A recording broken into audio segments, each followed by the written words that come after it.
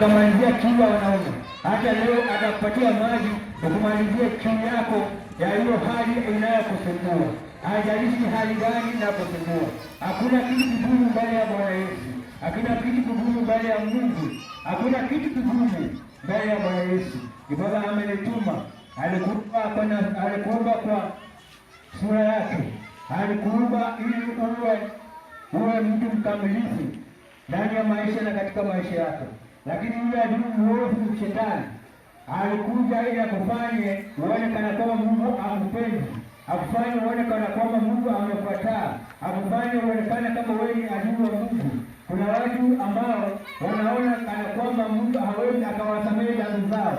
Kuna watu ambao wanaona kana kwamba Mungu hawezi akawainua tena. Kuna watu ambao wanaona kana kwamba uhusiano wao na Mungu umekwisha. Biblia inasema ya kwamba mtu hata akiwa amewachana na Mungu bado kuna kiti chake katika ufalme. Kuna wale ambao walikuwa wameokoka kitambo na kwa sababu ya shida fulani